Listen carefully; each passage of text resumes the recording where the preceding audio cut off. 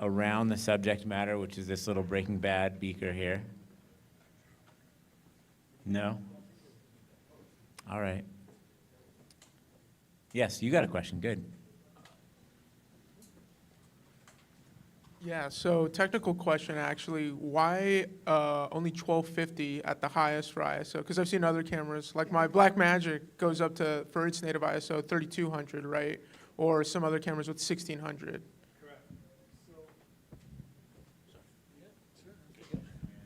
Great question. It's not a design choice really. It's what the best sensor available that we could find for the camera has to offer. So typically camera companies don't necessarily, they will design the sensors, but they don't make them. So you're limited by what can possibly be done at the very moment. In this case, we opted for a BSI, a backside illuminated sensor, which is the first commercially available backside illuminated sensor that's a global shutter as well, which makes it a lot more sensitive in terms of global shutter. Like if anyone's used to Phantom or any like high-speed camera or global shutter, they're typically less sensitive, so you need more light. And in high speed, having more sensitivity is very, very helpful because you already need more light.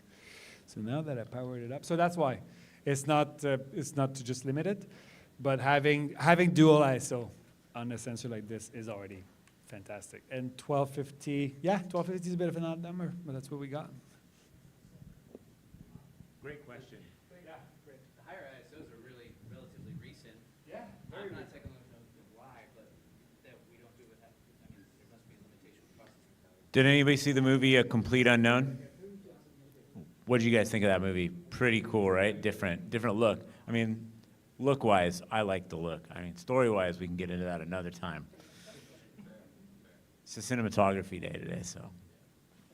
But in that movie, they used the Venice 2 and turned the ISO way up and shot at night at a deep stop, am I right? Like something like an 11. That was a Fade and Papa Michael ASC, right? Mm-hmm. Yeah. So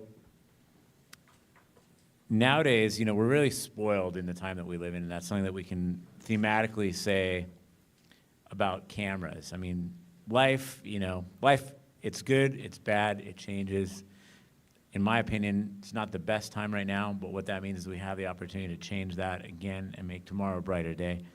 And I think that's why we're all here. We love movies, we love storytelling, and I think that we all share a belief that through storytelling we can find common ground and make the world a better place. We are artists, we are dreamers of dreams. We are the music makers, am I right? Cool, so thank you for being here, and thank you for hearing that. And one of the key things that we can do as artists is use tools. Tools like these cameras, or movies are inherently a technological art. Without having a camera, it's a lot harder to make a film. You could still scratch on a piece of celluloid, but there's a lot of technology and human interest and human innovation that goes into making movies possible.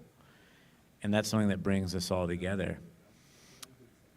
The key point that I'm getting to here, and that's a bit of a ramble, just like going around in circles, just like that water. What I'm getting to here is that we are spoiled for choice with cameras these days. Cameras are much more sensitive. So who knows what the exposure triangle is? I know you know. You heard of the exposure triangle.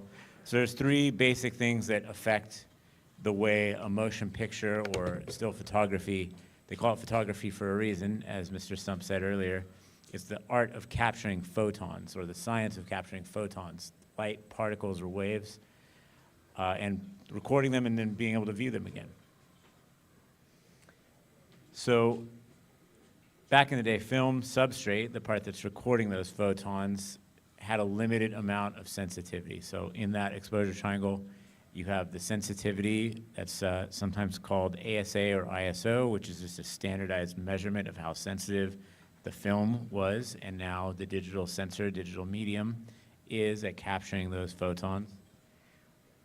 We have the shutter speed, which is how much time, how much temporal passage there is during the frame and between the frames, right? So those things are inextricably linked. You can't be recording and not recording at the same time. You're either recording or you have your eyes closed, right? So just like that, the camera has a shutter, whether it's a digital electronic shutter or a mechanical shutter, that's going to close for a certain amount of time and be open for a certain amount of time to let those photons in.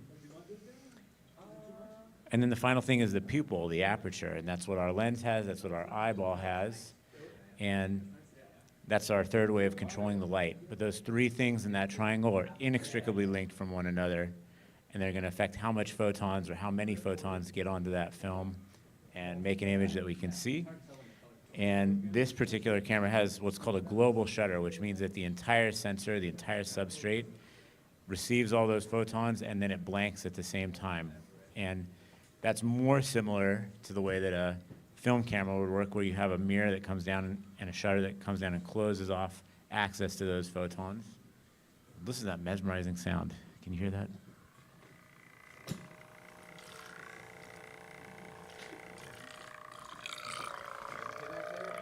You didn't know you were going to get some ASMR today, did you?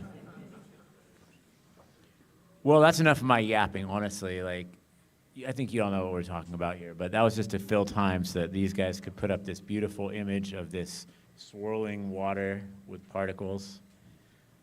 And particles, like light photons, are all around us. I could listen to you yap all day. Thank you, thank you. So with all that yapping, did any questions arise for any of you? I know this has been a bit of a metaphorical, philosophical exploration. Yes?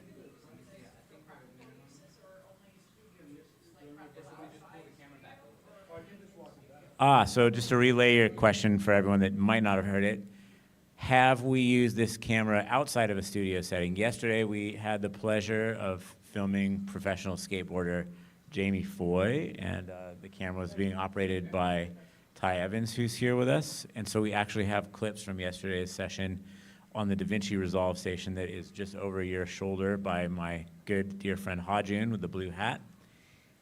He will be able to allow you into that DaVinci Resolve to start editing, looking at the footage, trying it out, and seeing how far you can push it. And the clips are raw, so you have a lot of latitude for color correction, much like a digital negative, which is exactly the wrapped codec that this camera makes. So, you know, we think of a negative in film as the digital negative.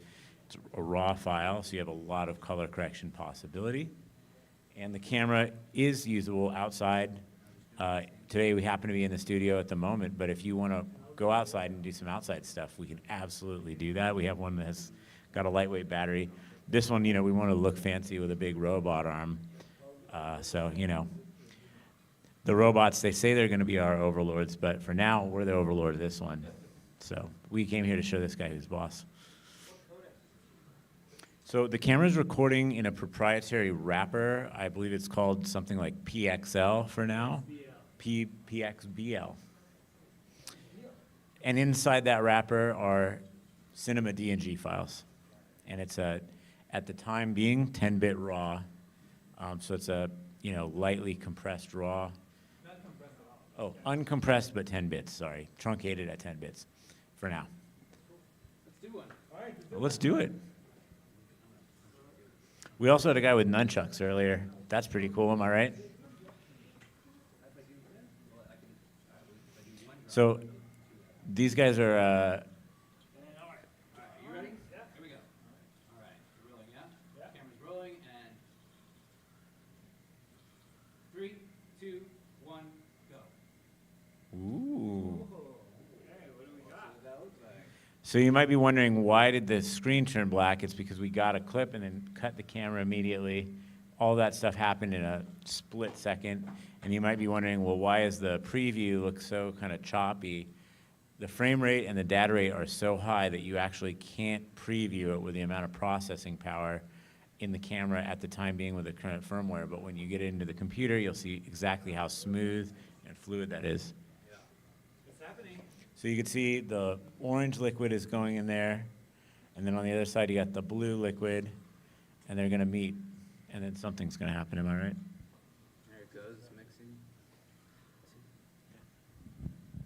So, forever with high-speed cameras, and this one as well, is there's a big difference between what we're seeing out of the video feed versus what we get the final image. So the file that's coming in, the PXPL, I almost had it. I'm going to get that acronym. But transcodes, it goes through a process using proprietary software to make the DNG sequence, which is going to look different and much better than this. And then it'll be up to the software that you're using to interpret the footage.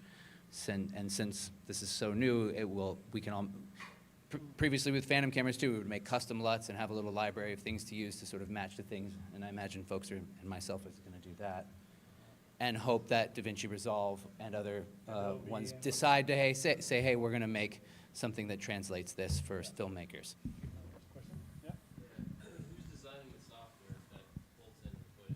The Pixboom itself. So basically, it's not a transcoding at all. So the PXBL format is the raw proprietary format, and it really just is a wrapper for 10-bit raw with the header and everything. Stuff. This SDK can be provided to Blackmagic, to Adobe, to any editing or coloring manufacturer. So ultimately, eventually, the goal is to not have to go through this conversion process using the CineViewer, which is just a small app that all it does, it extracts cinema DNGs from the PXBL.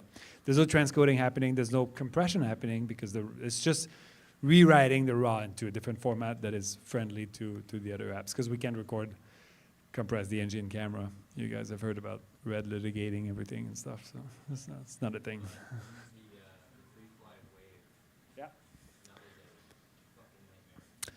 Yes.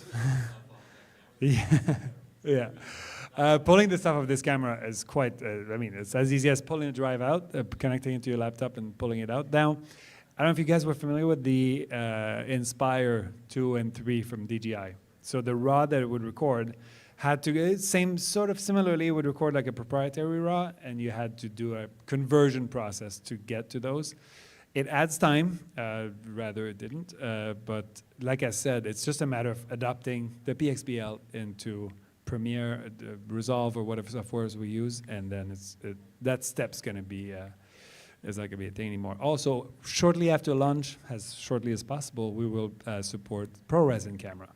So that's gonna be interesting. I prefer to keep the latitude and sort of the flexibility of RAW. And also, interestingly, oftentimes ProRes is heavier than RAW because it's the Bayard. You get your 3 channels, you get everything. But for a lot of people, it's going to be a very interesting, in terms of workflow, it's going to sort of flow better. Any questions? Yeah. Yes. Is the drive that you guys are using for this camera the only drive you can use, or could you use separate SSD? No, it is. Yeah, it is a proprietary drive. It's a small. You can after that you can go to the table and see. It's a small mag. Inside, there's 2 NVMe drives that are in RAID. Probably in the wild, some people are going to try to shock it and put their own NVMe's there to get more capacity. We don't support that. We don't encourage that. Your mileage may vary. I mean, I've had to do it during development because I've had drives go, like we had problems with engineering samples. Those drives are in RAID. They're stripped out of firmwares. They are binned and produced at the factory to be a pair of drives that will work bit by bit. So it's not something that's going to be a DIY solution, but the drives are quite competitively priced. 2.5 terabytes for, I don't know, under $2,000 or something like that. So it's a lot of space. Anything else you guys would like to know or see? Great question. So yeah, for people that are familiar with high-speed cameras, there'll be a lot of different ways to trigger it, usually because it's so much high speed and we'll be filming things that happen very fast. It's hard to determine where we're going to shoot. So a lot of cameras will use a start trigger, middle trigger, or end trigger. And this is because traditionally most high-speed cameras use a RAM buffer, and this is where all the frames are saved. And then, so basically you have this RAM buffer where it's continuously recording in that RAM buffer. And as it reaches the capacity of the RAM buffer, it starts erasing the baiting and keeps writing. So you always end up having whatever capacity that RAM buffer have, and it's just rolling. And when you press stop, You have whatever you were recording that up to that capacity. So we have a version of this in camera. There's a small buffer. It's about 20 gig buffer. So it gives, depending on resolution you choose, it'll give you about 2 seconds, which doesn't seem like a lot, but think of it in terms of 1,000 frames per second. It's more like a minute, or it's just 40 seconds. And also, the main thing about the camera is that it's not designed to be used the same way like former high-speed cameras were made, because they all came from scientific and military or industrial applications. So it was never really designed to be a camera for filmmakers. But we just wanted to use it, so we found ways around it, and we got used to it, and we became accustomed to the way these cameras worked. This camera has been designed from the ground up to be a camera for filmmakers. So it works the same way anyone would expect. You'll set your shutter speed, your white balance, your shutter, your frames per second, your resolution, press record, press stop, you got it.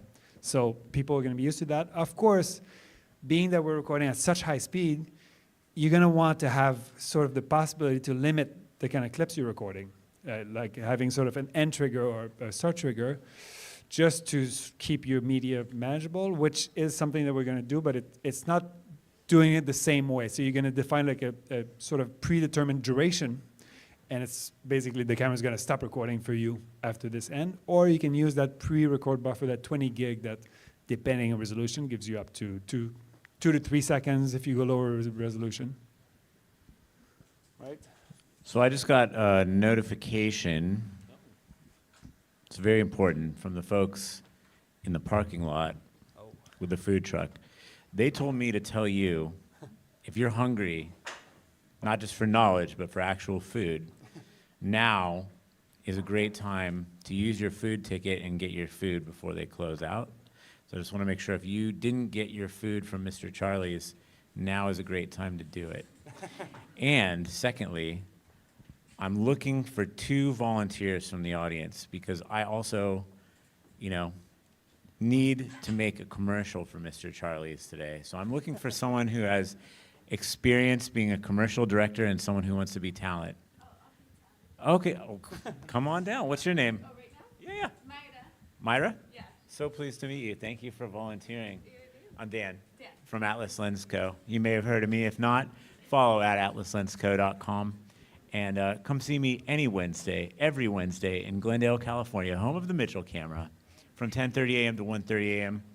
You can consider it office hours. We call it Wednesday Lens Day. It's literally every Wednesday. But come, make yourself comfortable. You're very welcome here. And you have your Mr. Charlie's, right? Did you try the food? And it looks like you got a toy, too. Am I right? Tell me about that. What is it? It's a millionaire ticket. Oh. So it's either a setting up. Hold up. Powerball ticket in a prize pack? What does it say? Not a millionaire yet. Ah, key word yet. You could win today. I mean, I'm not Mr. Beast or anything, but It's something to aspire to. something that, I mean, we're all rich in love. Am I right? Like, we got each other at least. We got people. We got free food. We're rich in that. But thank you for volunteering. That's so cool of you. Thank you. And then I'm looking for a director, someone that wants to really, I see a gentleman in the back. I see a heart. Come on down. I think I know you from somewhere. I've seen you before. Oh, thank you. What's going on, Dan? Great to see you. Thank you. Tell us about yourself. Yeah, sure. I'll try to keep it brief. Hey, guys, I'm Brendan Belomo. I'm a feature film director, but I got my start in commercials and visual effects, and I directed the launch films for the Phantom Flex 2K and 4K cameras. And so I've had a lot of experience with those and a lot of robotics experience. So I'd love to come in and chat, talk shop with you guys, and make a little shot from a commercial with you. I just finished this documentary, which is called Porcelain War, which was nominated for the Oscar last year, which is very different. But what I realized is the thing that kind of unites what we all do, and the only reason I'm talking about that is technology is intrinsically tied to cinema, right? Whether it's a robot or a new sensor or a camera, it's part of the way that we tell stories. And anytime we have a new piece of technology, and we used a lot of that on this film that we just did, even though that was a documentary, there was off-speed frame rate stuff that we were doing. And what allowed that to work is it has a story element. That could be in a doc, that could be in a commercial, that can be in a VFX shot, right? And so when we're looking at robotics and we're looking at a camera, if I'm doing a commercial, I'm aligning two things. What is the technology that I have at hand, and what is the story that I'm trying to tell? And what we have to do is we have to find a crossover, right? So the first thing that I do as a director, you know, hopefully there's already kind of a take on the commercial, is I go to the team and I say, hey, guys, what do we have? What can we do that's really special? And we kind of figure out from that end. And then we also look, okay, what's happening from the client side or the story side or the script side or performance side? What is the thing that we are trying to showcase in a new way? So I'll start with that. What's the product? What have we got? You know, what are we gonna need to show about it? We got Charlie's and a promise. And a promise. Okay. So A dream. I know that we're here with the high-speed camera. You guys know that. What about this can we show that's going to be really amazing in slow motion? French fries. Okay. happiness. French fries, happiness. Okay. The first thing that I think of when I see French fries is I imagine, okay, French fries flying through the air. I want to see their shape. I want to see what they look like, right? This would be a very generic shot, but we're going to try to make it beyond that. We're going to make it special. We'll use the camera. We'll use your experience of the French fries, and Smile. we'll use this robot to do Yep. something really great with that. So, I mean, listen, if we were doing a really serious spot here, we would do multiple setups, and we would cut between them, right? That would be all part of the board. But we'll try to do a couple things in one shot. Maybe that'll be eating a French fry and tossing them up in the air and moving the robot at the same time. Maybe we'll combine a few things. Like if you're going to do this in a oneer, let's merge everything together. So when I come to a project, I come with boards, right? We come with a vision. We come with something that everybody is going to be able to look at. But we're just doing this on the fly here. So I think the three elements that we need is we got to get the different departments working together. We're going to figure out a movement that's going to work with you, right? I like the on the French fry. The snap. Yeah, the little crunch. She Yep, the likes the snap, French, okay. yeah. Smile. With a smile, that's great. But I think it would also be really neat to maybe have it raining French fries around you during the camera I move. won't sacrifice my fries. Okay, well, I'll get we're you going to some. get some extra fries for that because we've I got a got whole you. I got truck you. out here. We've got a prop department. Don't worry, you'll get extra fries for being on camera. Okay, because we want some dynamism, right? We want to see what the shot looks like. We want to get a sense of gravity. Listen, slow motion is really boring. Slow motion is just taking a lot of photos, and the more photos you take, the more uninteresting something gets. So you need a lot of movement, right? It's motion, just slower. It's motion, just slower. So we're going to drop some fries. What I'd love to figure out is how can we move the camera? Yeah. Am I talking to the right person? I'm Brendan, by the way. Drew. Drew, what's going on, man? So meet you. can we do Welcome to the party. an arcing movement in Yeah, a medium we can do an close-up? arcing What can movement. we do? We can start in close and move out. Might Yep. be fun at the same time. That's yeah. super cool. Is a left, right, yeah. And we can start low and go high, or vice versa. Yep. Maybe start high and low. Maybe just I think, let me think. So we're going to have, the French fries are going to be falling. We want to emphasize a down motion. So what we want is counter motion, right? Because if I move with the French fries, they're going to be static. So let's first try not going from high to low, but from going low to high. So we're moving against gravity, which will add more speed to the fries. We're fighting It'd the be cool. fries. We're fighting the fries. Listen, to be blunt, I think a wraparound is probably going to be the best in high speed because then you got this matrix bullet time thing. think so. Let's start with that. Let's do that. The other thing that you're going to do when you do high-speed stuff, and I always do this on a commercial, test day, test day, test day, test day, test day.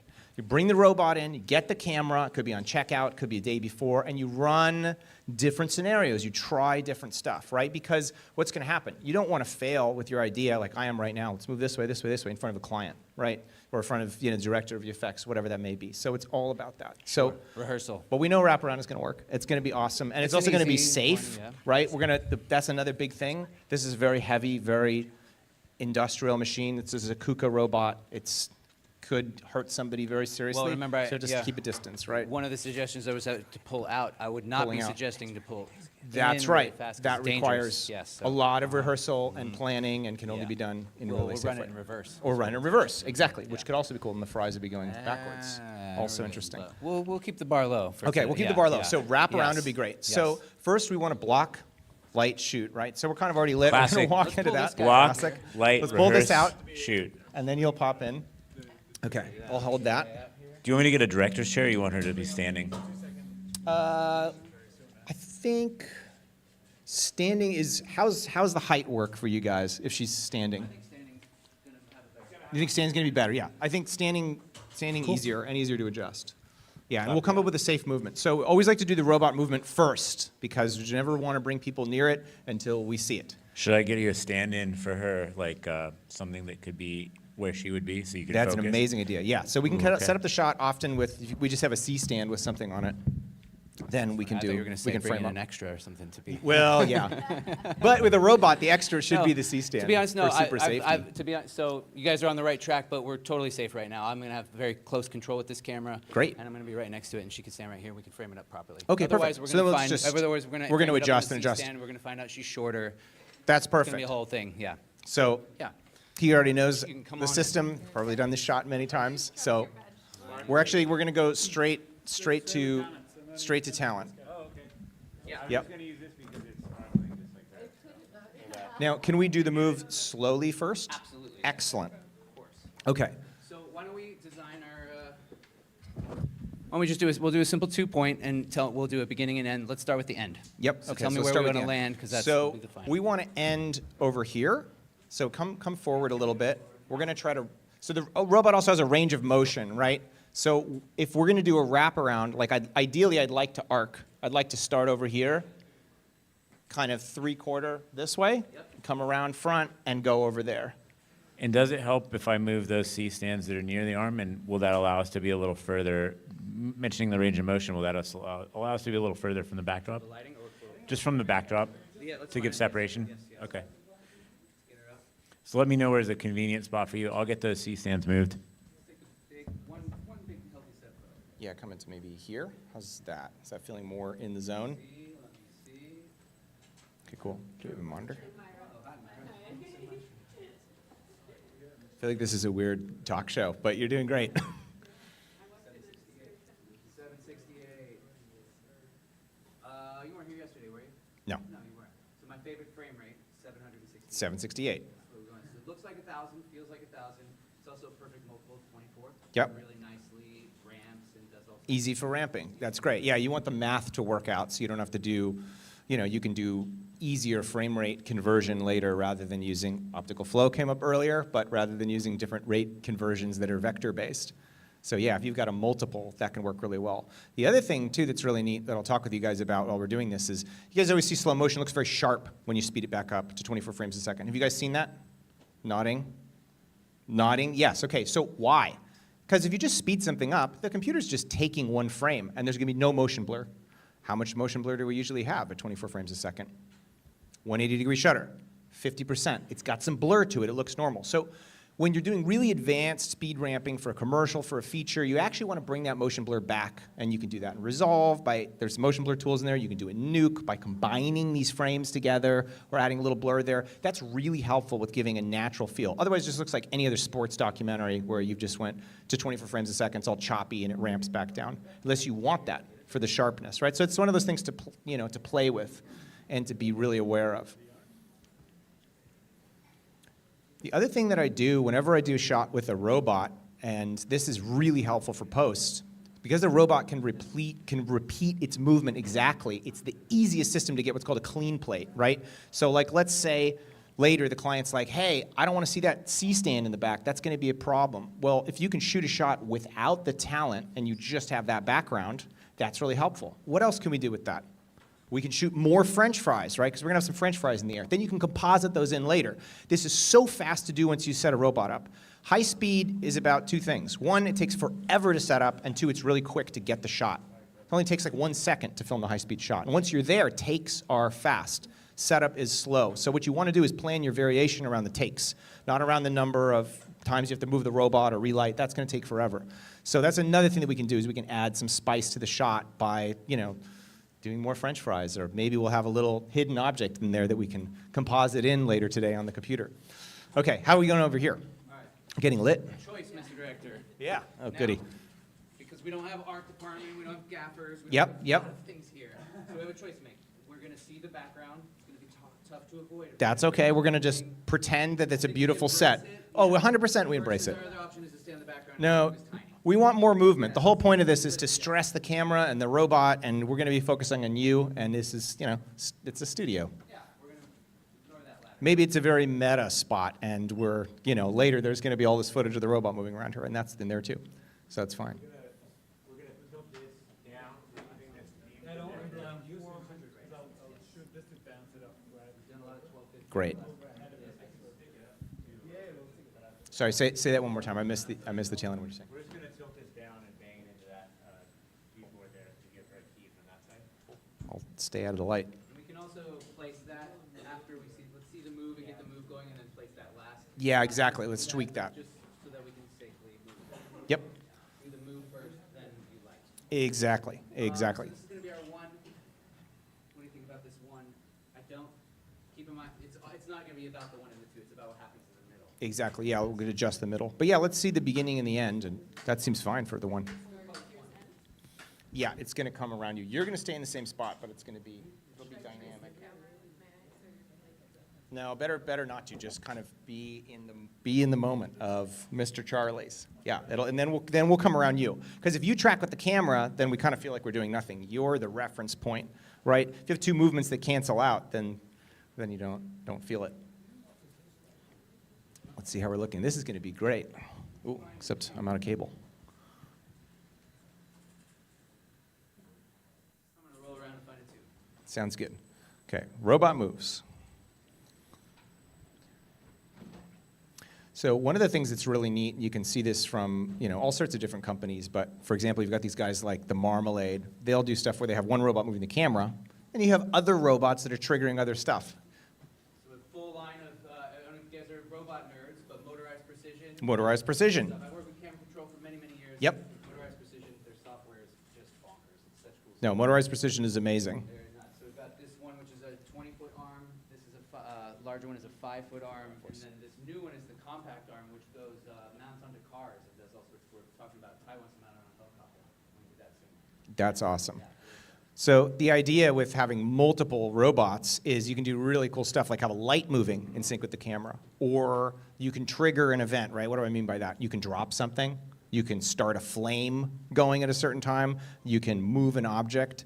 So often when you get into more complex commercial work or more complex VFX work, we're doing compound movements, right? You can move a set and a light and a camera, right? And all those things can be doing, you know, real world positions. Lens flares from Anamorphics. We love lens flares from Anamorphics. Hey, Dan. Can you hit me battery back? Hey, Atlas.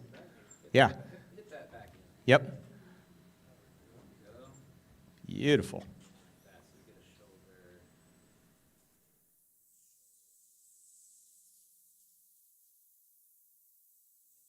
I zoomed down a little bit. Yeah, just maybe tilt down in the head a little bit. I think we're overshooting the glass. Tilt down. Oh, sorry. Tilt down on the light. That was on the lamp. That was my mistake. Oh, there we go. That's cool. This is going to be neat. So when we come around, we'll get that flare will come into play, right? So like the more things change over time in the shot, the more dynamism we're going to get. So that's another way that's really going to help us. So the other thing we got to keep track of with this is a focus pull, right? So do we have focus motor? Okay, great. So the robot will also be doing that part of it. It's exciting. What do you think the robot's name is? Gency. Gency, with a J. Gency. Okay, perfect. Is that the robot's actual name?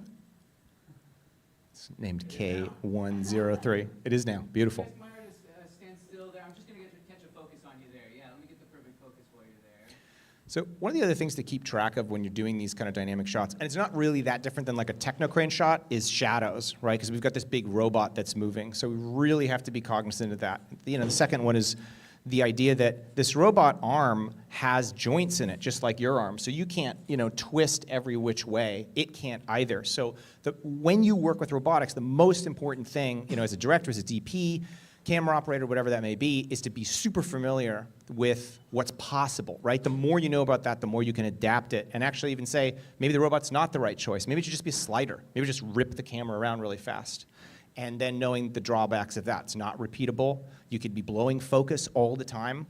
then you could be wasting talent time, especially if you have celebrity talent, right? You want to get this all programmed with a stand-in. So the trade-offs have real economic, repercussions, and you have to factor that in from day one, because you're going to get people to sign off on this. It's a very expensive rental, but the results are incredible. So you just have to balance that out. How are we looking, guys? Oh, yeah, this is a great question. The question was, how much prep do you usually need? So there's a couple things that factor in. If you've worked with the team before, the prep time goes down. If you haven't, you always want to have some time to kind of get to know each other, get to know what's possible, because often there'll be people that'll be like, oh yeah, we can do that in an hour. But unless you've worked with them, you don't really know. So you kind of have to buffer it out. And your AD, your producer are going to be like, hey, I'm actually going to buffer to this, to this, to this, and it'll just grow and grow and grow. So I always say testing, testing, testing. If you can go over to whoever is doing the motion control work, to their studio or their warehouse or their test space, and get that working and design the moves, almost like we're doing here, before you get to set, then you can come in, you can maybe have a pre-programmed move.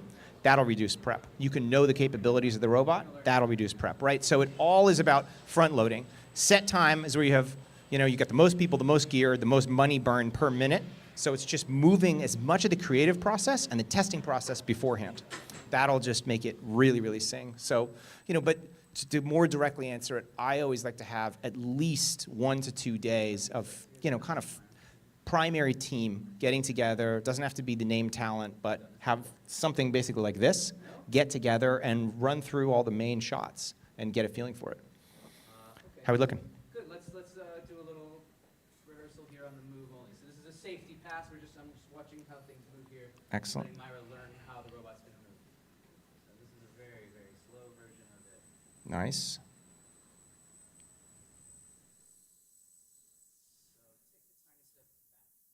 Yeah, about just a couple more inches. Right there. That's great. So we're just revealing the flare. So if we had a whole crew, we would put down a tape mark, obviously, or throw down a little bag there, but we're okay for a moment. Maybe we have tape. Maybe. Ah, Dan Keynes. Thanks, man. Careful. Robot is moving. This is going to be awesome, guys. Okay, so the next thing, we'll do this first, but I do want to do one where we have some fries, either flying or dropping. But we're going to get the dry move set up first, right? Because, yeah, we'll check it out. Cool. So let me double check. This now is the V spot. Great. Go ahead. So this camera being a prototype here, some things are not quite working. So one of the things that's going to be coming soon is an external trigger that can connect to multiple different things, including my software. We can just trigger it straight from the robot. Today, there's a button right here that Ariel's going to press as fast as you can, because we have, what's our buffer time on this now? It's around 2 seconds, I guess. So just under 2 seconds? Yeah. No, it's a bit more because we're at 760. Yeah, so the final version of the camera is going to have different altogether things. This camera has a 2-second buffer and also no way to hit the button unless he goes and touches it, because it's a prototype. And I can talk more about how that works and pre-triggers work later. It's a whole rabbit hole. It's a whole thing. And so the idea, I'm sure you guys have heard about this, but for anybody that's new here, is the trigger can start the camera recording, or the trigger can actually say, hey, everything that you've got in your RAM buffer, right, because these high-speed cameras, many of them are always recording, and they just replace what's in their memory. It can say, hey, stop recording and just keep everything that you have. What does this do? It makes the camera into a time machine that sees 2 seconds into the past. This is how they get those shots of those whales bursting out of the water. They don't know when to start recording. They're just sitting there waiting, waiting, waiting. And after the whale comes out, they press trigger. And that records everything in the past. That's what makes these cameras so amazing. You can do that with the Phantom, you can do it with the Pixboom, et cetera, et cetera. And what he's talking about is having a way that the robot and the camera can talk to each other. Robot moves. Communication. So it's on a loop Clear, right clear. now. I hit the button earlier. It's on a loop right now for us to learn about the movement here. So I'm just Yep. this is for safety reasons as well. We're going to see what this looks like, double check things, and then we're going to pump up the speed. Sounds We're good. ready to pump up the speed. Don't come any higher. Yeah, this is going to go really fast. Wait till it gets to your position, and I'm going to cancel. It's a nice move, guys. This looks really cool.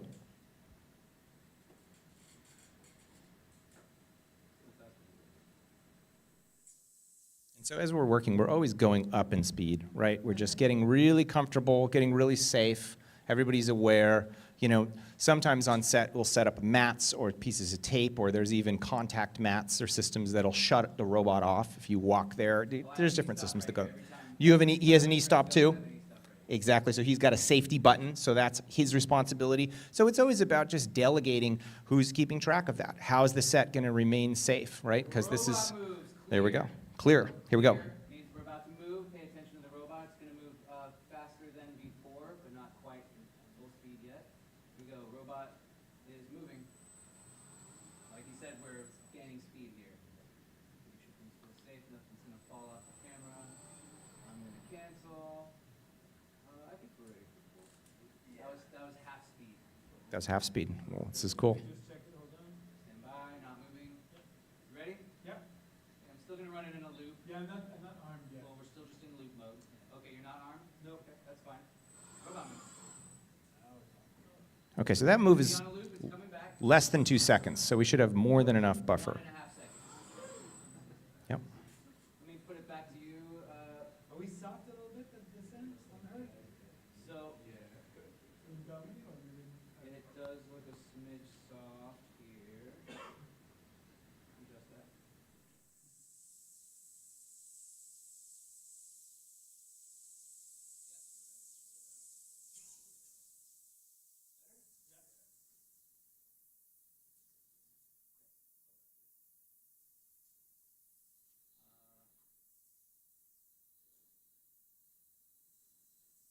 One of the things about high speed that I'm sure is on everybody's mind is we're always fighting light, right? Because we're shooting 700 frames a second, Robot moves to you. Here it so we're comes. getting pretty wide, so focus is challenging. And action robot. And you're clear. You're safe. You can go ahead and roll it. Camera arm. All right, I'm going to send it back to 1. Robot moves to 1. Okay. So you want to do any kind of action you like. We can do a dry run with less fries or whatever you like, and maybe build up to more and more fries. Yeah, sure. Well, let me think about where we're going to get the fries from. So are you capturing at the end tail trigger or head trigger? End trigger. End trigger, perfect. So he's at the end of the move. He's going to record backwards in time. He's going to trigger at the end. All right, so I think Can I make we should do some fries. Yeah, we should do some fries. Yeah, go ahead. Cinematography trip, slow motion. Biting, eating, chomping, chewing. Not awesome. Yeah. So holding up a fry with a smile. Yeah, like that. Yeah. Yeah, perfect. Do we have fries? Yeah, we have fries. Okay, where we got the fries? Fries are flying in. Okay, so now we got to figure out the protocol. How do we get the fries in the air while you're moving? How do you want to call it? Well, yeah. Thanks. Yeah, let's. Are they gonna fall This in is- first or the second? Well, there's so many ways. There's a couple different ways to do it. One of the things that really helps is constant dropping. Yeah, we can. I mean, we want to get a ladder over Yeah, here we and got a ask one of ladder. the guys to come and do Yeah. that whole thing. Yeah. Throwing could be cool, but I think raining would be better. Maybe throwing would be a good use of that double back feature where you're recording the pass. Yes, Oh, which yeah. we're doing. Yes, Exactly. we're gonna do that. We'll do that, but I think let's start with dropping them so that we just get a nice kind of constant rain. Can we get some fries? Yeah. Dan, do we have fries? Well, Fries are coming in. Well, what I would do in this Yeah, what would you do? situation is I would lob it up, so you can get a cup or 2 cups, Yep. and come up so that they spread out before they come down. Perfect. Yeah. Okay, so you're gonna get fries on you. You're gonna get fries on you. It's okay. Sorry. Okay, so who should do the Who wants fry? to- Who we got wants a to be our volunteer? fry launcher? You're standing in place for Robot 2. Anybody want to be involved in our little escapade? You know, it doesn't have to be your own fries. It's other fries that are provided for you. Who wants to help? Yes, please. Was that a raised hand? You want to be fry thrower? Amazing. Can we get it actually in one of these boxes? Would be great. Okay. So Oh, great. Yes. Come on. you're throwing it.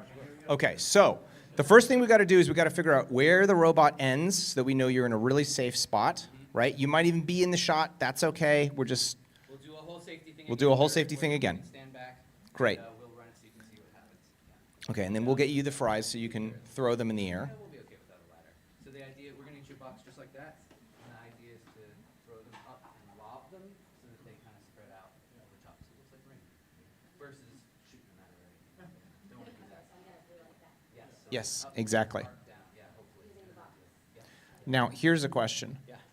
Do you have a trigger that's fast enough for this guy to move that you want to wait to see if the fries are in the air and just press the robot to go?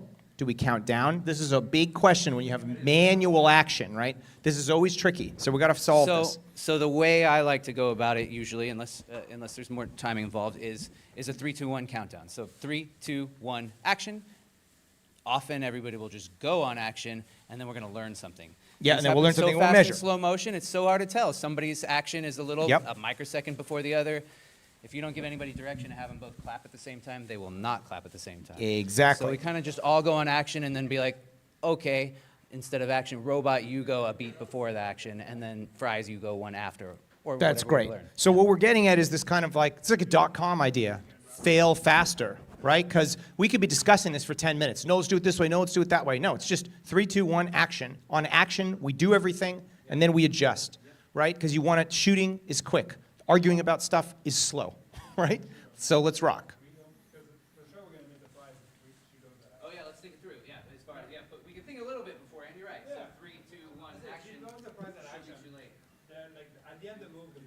Just barely hit, right. She needs to go on 1, 3, 2, 1. So she'll go on 2, and I'll hit go on the robot on action. Yeah, quick question. This is important for on set. Do we want to catch the fries in something so that we could repeat the move? With a Fernie pad. I could attempt to catch them with a fry catcher. And I got a phone call from the people for ethical treatment of French fries earlier. So I just want to make sure that. This is a union job, so. Yep. All right. Oh, hey, ethical treatment of French fries. No fry left behind. You know, there's more lids back down. See how it does. Yeah, it'll be all right. You, if I turn to face the camera as it sort of. If you follow the camera, it'd be great. I think follow the camera. I think there'll be too many timing issues, especially on the first one. Maybe after we got all our timing down and then we wanted to add an element, but like, I think there'll be enough little timing things on this first one. Let's try it. That's a great suggestion. Fry landing pad? Are we happy with that? I think it's perfect. I think we're gonna spill over slightly. So, you want to play first AD then? Yep, okay. So just to go over again, we'll make sure they're. So it'll be 3, 2, 1 action. She goes on 2, and the robot moves on action. Yep. Great. So when you hear 2, just listen for that. Just pay attention to 2. He's got his cue. But let's But- do a quick safety pass so you can see what's going on. Safety first. So 2 is your fry trigger, right? This is our 1 and our 2 on. Okay, robot goes to 2. You're listening. That's excellent. That was perfect. That was perfect.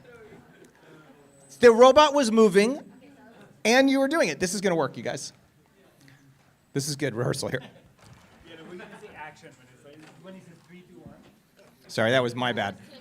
No, I know. I'm excited too. Literally 2. It's going to be awesome. And a little higher.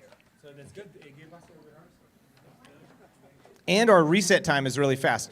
One time I had a project where we were dumping fluids together, and our reset time was like an hour. We had to bring in the fire department to actually pump out the fluid tanks. It was like really a problem. So this is very fast.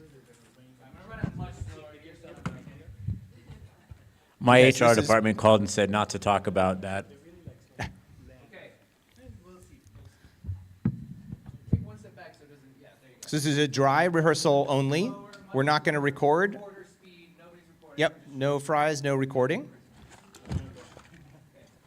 Robot is moved. I think it's going to loop back, so it's going to keep. So that's as far as it's going to go. Because, well, let's find a place for a French fry thrower, because she's in frame right here. So I think now that you feel safe, come over this way. And let's have the safety spot be, you can only stand in this puddle, right? Okay, let's double check that again, make sure you're not getting too close. Okay, great. So we're creating things that are deterministic, right? If she has a mark she can't go beyond, then she doesn't have to remember, oh, where was I, where was I? It's really important for safety. I got to take her. Take, you got it? Give her something not to move fast. Oh, wait, we're adjusting crate. Now we're outside of the puddle, but now we're adding tape.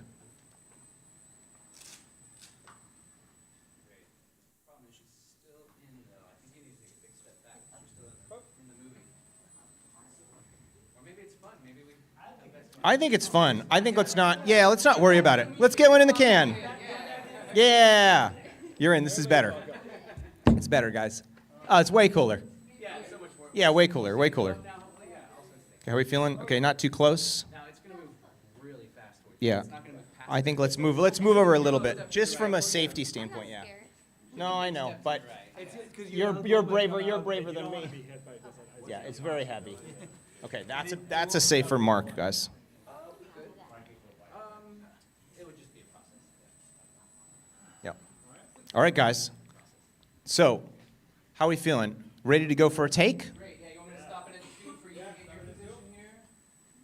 Yep. Okay, so that's 2 for the end trigger. Yep, you're there. And There's another thing that I learned on high-speed shoots. So always shoot a reference video, because that way you can figure out what the timing problem was. Because sometimes playback on a high-speed camera can take a while. DIT is doing this, camera's doing that. Yeah, what's the question? Sometimes just regular, and then you just step through it frame by frame, and sometimes slow motion. Today I'm going to do it in slow-mo.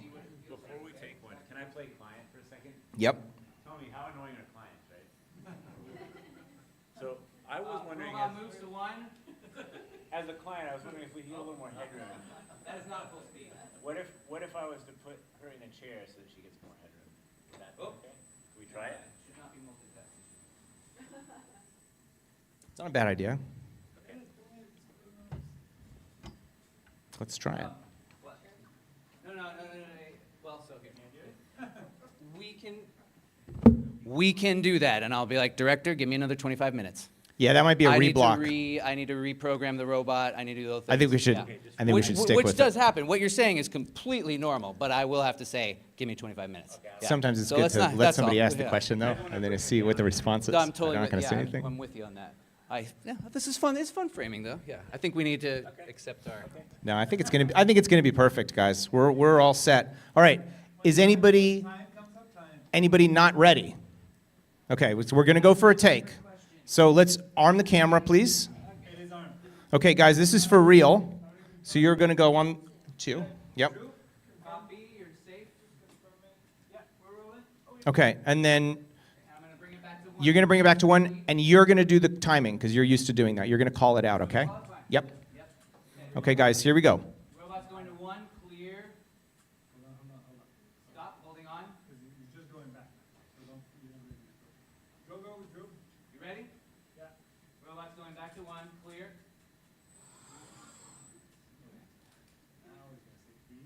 Okay. Anybody not ready? Here we go. Do we have some action for Myron? Is there action? I think there. Yes. Yes. That's great. Yeah. Great. She's going to go at 1, so you're going to go at action. Great. 3, 2, 1. Action. I think that's better. Do it in the EDK. Let me just tell you again. It's 3, 2, 1. Action. The space Yep. between my cadence. Yep, so fries on 1. Let me arm this here. Wait for that picture to come back. Where's that picture? There it is. Yes, perfect. Everybody ready? Here we go. And Zen mode. Here we go. 3, 2, 1. Action. Cut. All right, let's try it out.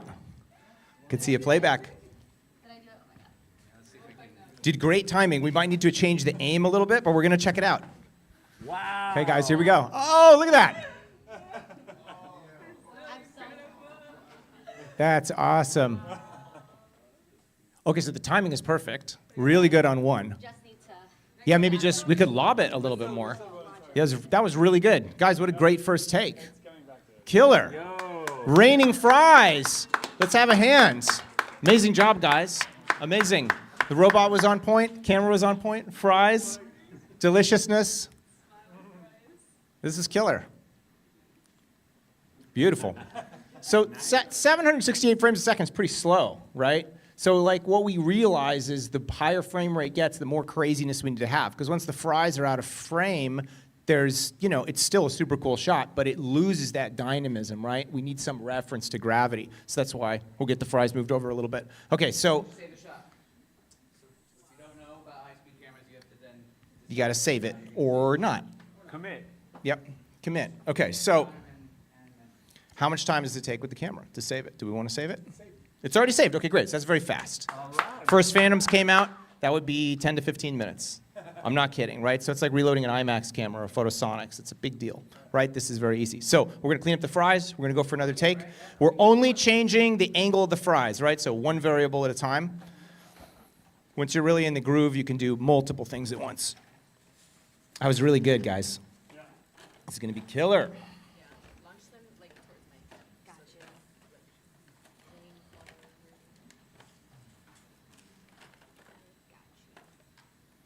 All right. Any other high-speed questions while we're resetting? Yeah, hit it. How many gigs? 15. 15. Right. So, and if that's in any sort of compressed or raw format, once you go to make a plate out of it or make a ProRes XQ or DPX or EXR stack, it's going to be bigger. It's going to be longer, right? Because you get so much data per second. So, yep. It's a lot. Is there a sweet spot? The sweet spot would be the native right now. We're shooting at 400 because we have the light, which is sweet. But this is a dual ISO camera, so 1250. If we were If you needed it. we could do 1250, which is another clean ISO. So like that's when the second the high gain Kicks in. and we drop in noise, we get the same dynamic range. So as for this particular camera, pardon me? Well, the ISO, Sorry, Dan. like the frame rate doesn't affect your choice of ISO. It's really the light available that you have that's going to affect how you choose your ISO. You will want to stay close to your base whenever you can to limit the noise that you introduce to the image. And noise and dynamic range are related, right? As we gain too much noise, because we're pumping things up, we end up losing dynamic range. So they're all, you know, we can have a whole other conversation about that. But yeah, this is one other advantage I'm going to tell you guys about. Given that hopefully the camera is very lightly compressed or somewhat uncompressed or totally uncompressed, fully uncompressed, okay. This is a best case scenario for what? Noise reduction. When you introduce compression, noise reduction becomes difficult. When you have only a few frames, noise reduction becomes difficult. This is the absolute best case scenario. Per second, we have 768 photos of the same thing. That is absolutely perfect for noise reduction. What does that mean? That means you can get more detail in the shadows. That means you can be more aggressive with underexposure. That means you've got so much information that you can push the limits of the camera more than you could at 24 frames a second because you're capturing more stuff. But Gain like a stop in the shadow. you can pretty much gain a stop in the shadows. But I would test that, right? You get to shoot underexposure charts, shoot people's faces under, and actually run a real world noise reduction test before you know that and use it. Okay, guys, let's go for a take. Are we ready? Ready? Great questions. So how was our timing? Do we need The timing is great. You're going to go on one. Just like last time, just hit her with the fries. I think if your target is this bucket, I think that's gonna be good. Yeah. It's going to be great. If it falls in, if it hits her, plenty hit her, and also plenty fall in front of her, that's a good thing. Okay, so we'll be going on one with the fries. Okay, your arm, camera. Okay, guys, we're going for a take. Here we go. Okay, robot's gonna move back to one, stand by, clear. Robot moves. Arming the robot. And you call it when ready. Anybody not ready? Good, here we go. I'm gonna do the countdown. Ready, here we go. 3, 2, 1, go. Nice one. Wow, sweet. Okay, let's check it out. Taps up, playback. I like how our Phil is blocking the video village. All duck so you guys can see. That was really good. Whoa, great. Oh, my eyes. But not beautiful. Hey, I swear I'm happy. I swear. so much concentration. Maybe we could go at action, so the fries are in sync. Midway, yeah. So we'll move it a little later. We could try that. Could try on action. You guys were right, everything at once. Yeah, okay, great. So we keep adjusting the timing. That's really good. This kind of stuff takes a lot of, like, you know. We can speed it up a smidge, tiny bit, right? Let's speed it up. Dramatic, like, Yeah. We can get the shot of her just turning almost frozen in space. That's great. Things falling. You were not 100? Did you go faster? I'm very close to 100%. Yeah, it looks so, like it. yeah. It's close. You know, we don't, you know. So we'll go a little faster. The other thing too that we would get in post, which is hard to do on the playback from the camera, is we can ramp it, right? So we can go, so you can go really fast, and then you can come into a slower speed, which would look really neat. That was excellent. So now we're going to go on action. We're adjusting. Everything else is great. Fry eating great. Robot great. Uh-oh, hang on. Am I in the way? Where are you guys going?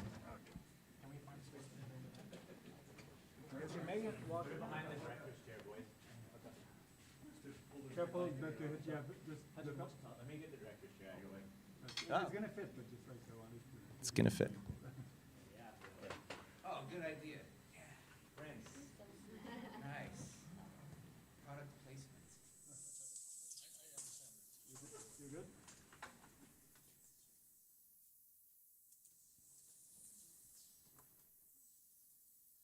Looking sweet. Dan, why did it take you so long to think of that? Is what I want to know. Nice, guys. All right. I think this is it. Third time's the charm. Crushing.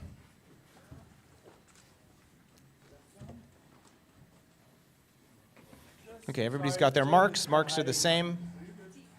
Good, good, good, good. That's looking cool.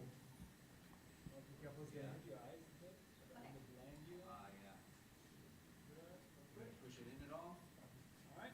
Do you want to push it in further? We need it. Yeah, need it more. And you saved, right? Oh, saving. Good. Yeah. My habit on high-speed cameras is as soon as I see it, assuming I know it's a decent take, man, I save it right away. Yep. What if the battery goes out, all sorts of it, like, boom, it's saved. Yeah, that's key because it's in RAM, right? If we lost And then power, I'll it could be a slow problem. mode right away too, because inevitably, if I don't do this, then somebody will distract me. I'll go walk over and be talking to them, and then I'll come back and be like, did I save that one or not? And there's ways to check, but like I don't want to waste my time, so I will sit there, save it, and before I walk away, roll. Because now when I come back, I see it's rolling. Therefore, I must have saved it, or else it's gone again. So yeah. Having a process and sticking to the protocol, it's everything, everything. Yeah. And we'll stay out of this bounce. All right, saved right now, probably. Totally saved. Totally saved? What feels like 12 seconds-ish, something? How long is the save? Oh, no, the same like 3 seconds. It's that quick. Okay. Crazy. So fast. Well, it goes to SSD, so like it's already in the RAM. It's only 20 gigs, like 16 gigs, so it goes like, 16 Perfect. gigs? Okay. yeah, it dumps in about 2 seconds. Okay. Perfect. Comparison of Flex is a 64 gigabyte Flex, download the whole thing in 45 seconds. Yeah. So Okay. So that's less than significantly faster. less than a third, but it's going much faster. Yeah. Faster. Sweet, guys. All right. Should we go for a take?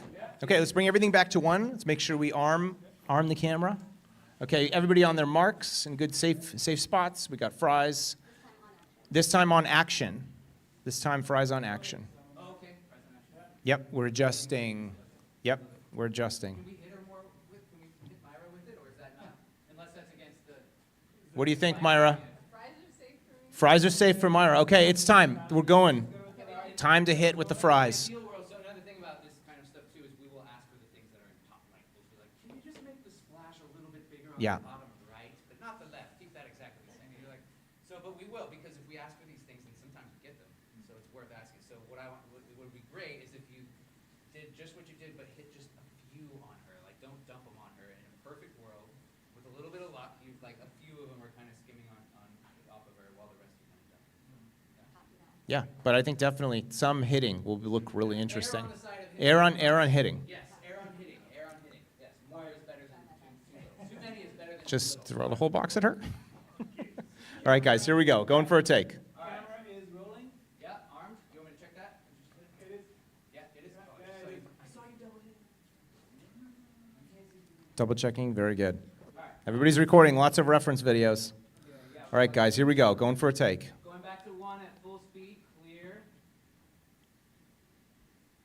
Okay, and this will be fries on the word action.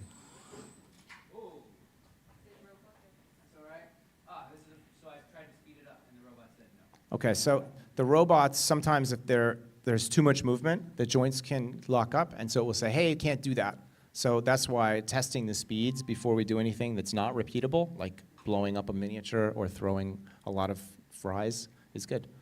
But it's just going to adjust the speed, and then we'll be set again. So are we going back to what we had before? Yeah, let's just go back. Cool. I only sped it up 4/24 of a second. That's all the software said, hey, Yep. that's as fast as you can go. Okay, cool. So that's only 1/6 faster, so 12.5% faster. That's not that much. No, barely anything. Yeah. So the software said, hey, you're fine with that. And the robot said, actually, this is Earth. You can't do that. Yep, yep. It's payload thing too sometimes. Cool, guys. All right, let's go for it. Call it when you're ready. Stand by, arming robot. Okay, I'm gonna do the countdown. Here we go. And 3, 2, 1, go. Nice. Okay. See it. You get hit? I didn't notice. No? Well, we're about to find out. Okay, let's play back. Oh, I see the anticipation in your face. Uh-oh, yeah. Oh, great timing though. Look at that. Oh, yeah, yeah.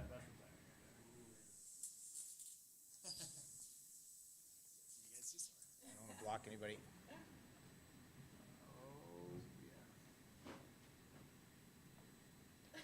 You look worried. I think I'm scared. Oh yeah, where are the fries? They're coming. Prize are coming. We're not even at the quarter of the clip. So with a ramp, we could just blast through this, right? And then we kind of come up to the next, the impact point. Because of the prototypes, the signal will go up. Yeah, yeah, yeah. So that's still in the clip. It's just a display thing. Yep.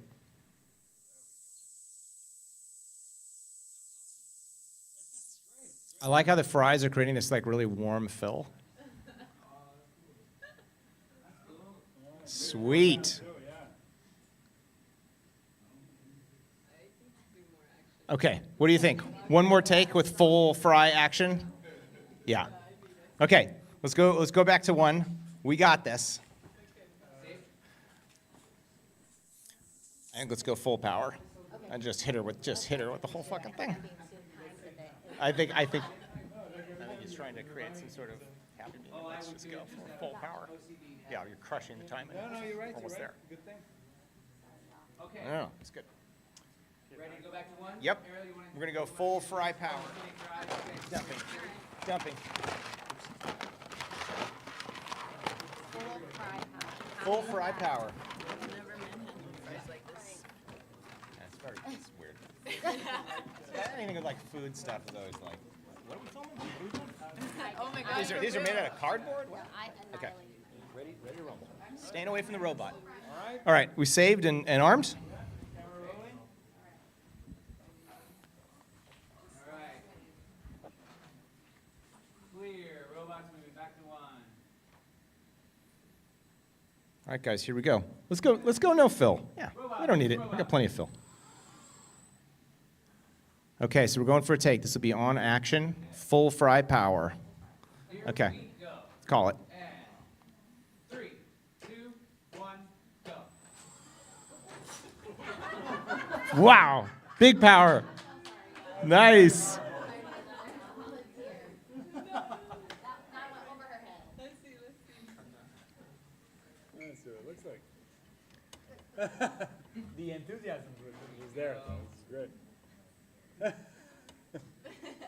is great. It's a block of fries. It's so great.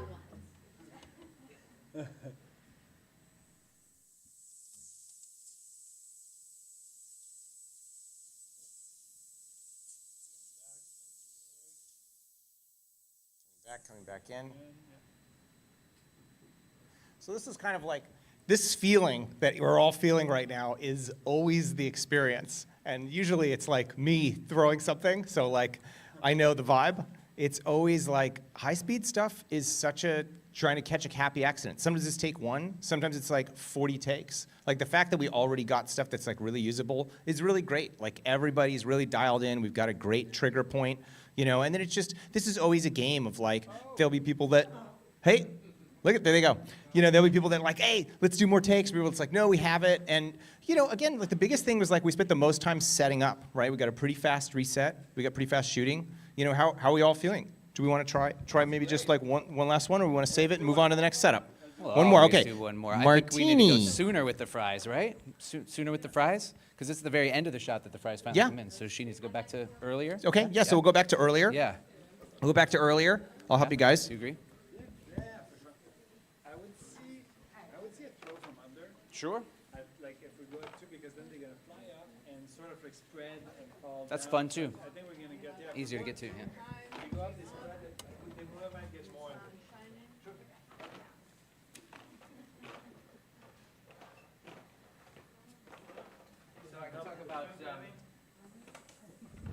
Does anybody do tabletop slow motion with rigs and pneumatic devices and these kinds of things? So what we'll often do when we have these, if we have a French fry shoot that Yep. involves French fries, we will often be getting another robot to be doing the pouring.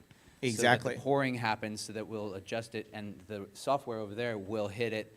And it'll say, we'll find out, oh, the robot goes on 1, and then the pour happens at 0.8 seconds. And we'll do the same process of then learning if that was too soon, but we're able to now dial it to 0.7 seconds, like down to the minute, to the thing, to very, very specific things. That's one of the things that's neat. If you shoot at 1,000 frames a second, then it's just milliseconds, right? So 768 is pretty close. You can do some just basic math, Yeah. but you know, you have when to you get offset down to a that process stuff. like that, you can start to really dial things into Yeah. a much, much more fine degree, and you start to be able to ask requests like, hey, can we just have it heavier French fries in the foreground and less in the background? And then, Yep. so you can start asking for things like that by making a little rig that gets these down to perfection, to a level of perfection that you wouldn't get because you're, like you said, cutting out one variable at a time and edging up on it, edging up on it, edging up on it, ultimately results in you controlling variables that you normally wouldn't think are controllable, like the splash bigger on the back of it, because you've gotten past all the main variables that you'd already worry about, like Yeah. just framing and this and that, and you're just edging in on the perfection there.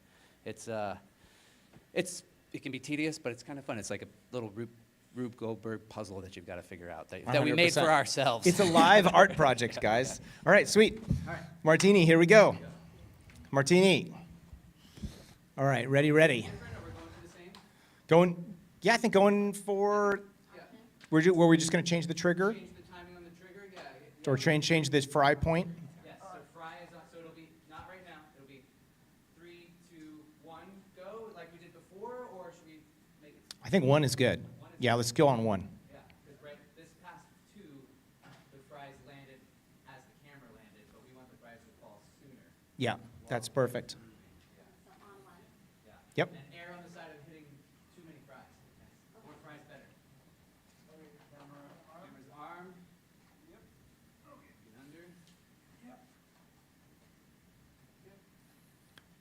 All right, guys, here we go. Okay, robot moves back to 1. Robot moves. Great. And here we go. You ready? And 3, 2, 1, go. Nice. Go again quickly, right away. One more. Not watching. Not watching? Ah, we missed, right? Yeah. Yeah, we can go straight to reset. Audience, do you have any questions after seeing all of this? Or you just mesmerized with watching? Pressure, the French fry pressure.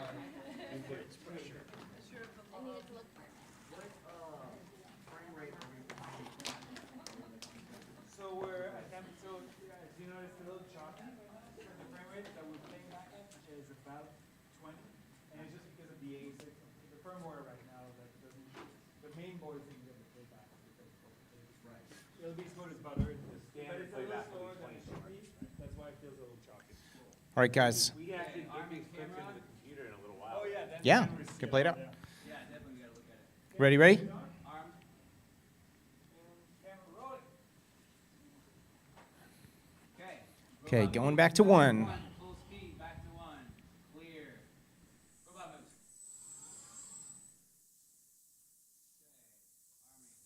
Okay, arming. Anybody not ready?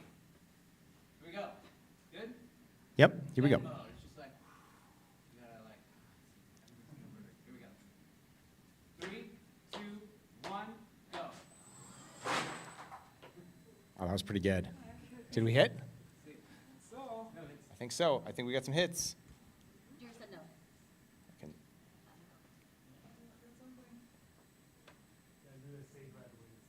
Ah, great. That's called a flyby. Oh, that's good. That's pretty great timing. I think we got it, guys. This is awesome. Beautiful. Hey, there it is. It's raining. Fries are your friend.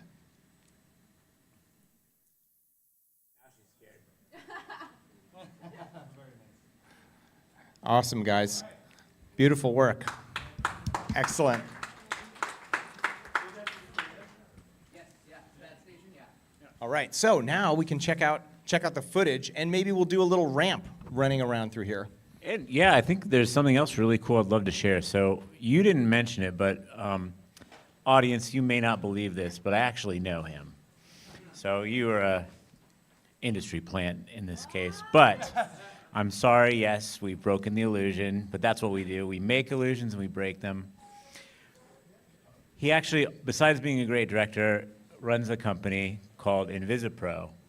And the cool thing about InvisiPro, I don't know if I have enough time to explain all the cool things about it, but basically it allows you to emulate all of your favorite film stocks digitally, and not just like a filter or like an overlay. We're talking simulating the real film stocks with a very complex process. And I believe we actually have the clips from yesterday loaded on your station. We do. So while we're downloading, we could actually see what InvisiPro does if you're curious about that. And we can play with the clips from yesterday from Ty Evans and pro skater Jamie Foy. We could experiment with them, color correct them in DaVinci, Absolutely. push them, pull them, their Cinema DNG raw files, and see what you guys think. We love to hear, like, break it. Tell us how bad it is or how good it is or what you would change about it. And then we can see what InvisiPro could do to it with Invisigrain. Does that sound good? 100% sounds awesome. Cool. Yeah, guys. And then by the time we finish that demonstration, that trial, we should have we the can clips download from the next just stuff, now and then we on can this- on the other check one. these out. That's awesome. So Really. yeah, I'll give you guys just the 30-second version of this while we're kind of all here. Basically, I grew up shooting film in the darkroom, and I fell in love with the look of it. And about 10 years ago, I was working on this movie called Beasts of the Southern Wild, which was shot on film, but we had to composite some Red 1 footage with that. And we were like, okay, cool, no problem. We'll just overlay some grain. We'll match the color. And the more grain we added, it didn't match. It was 16 millimeter film. It was so organic, had so much movement. And I thought, wait a minute, this is failing. This isn't working. What if you can't filter video to look like film, but what if you can recreate it out of film grains? What if we're doing it backwards? What if we actually reconstruct the digital image out of silver halide crystals, out of dye clouds? And this started to create a magic, because film is moving. Film is alive. Film has a dance to it. No overlaying of grain on top of pixels is going to do that. You have to make the image out of grain. So I spent the last years, really almost a decade, studying everything that happens to light, from when it strikes the emulsion, scatters down through the layers, bounces off the anti-halation backing, and creates this latent image in the film, right? You have halation, you have all this stuff. But that's just frozen in celluloid. What really happens with film is it goes into the developer bath. And when it's in the bath, the colors become community, and they actually rob each other. A LUT doesn't do that. A LUT looks at one pixel at a time. But in film, the brighter areas of the image steal developer chemicals from the dark areas. So we've been simulating this. We've created a plugin that you can use in DaVinci Resolve, you can use in Baselight and Nuke, all these different software. And it can do this in real time, on set. So we were very, very fortunate that our first film was Priscilla with Sofia Coppola. And we're now doing, we just finished a movie with Rodrigo Prieto, who chose Invisigrain instead of a film out, recording his movie to film and scanning it back in. He said this actually feels more like a negative. So I'd love to show you guys what we've been up to. And yeah, it's something we've been using not just on big movies, but on independent films, because I built it for myself, right? I believe everybody should be able to shoot on film, but some stocks don't exist. Sometimes we can't afford it. So yeah, go ahead. So is there like a LUT that you just like install? It's similar to a LUT. Okay. It's similar in the way you use it. You apply it to your footage. It makes the color feel right, but a LUT can never get to where film is, because a LUT is just saying, hey, what color's coming in, what color's going out. It doesn't know what's on the other side of the image, but film does. Because film is a community of color, and that's what Invisigrain is able to do. So yeah, I'll show you guys, and we can check out the footage that we just shot shortly, and certainly the stuff from yesterday. So I'm going to go over to the computer over yonder, put down my microphone, but yeah, thanks for doing this test together. I'll see you in a second. And we have some meals left over too. If anybody's hungry and didn't get their Mr. Charlie's meal, we've got a couple meals. Let's check it out. Let's get in there.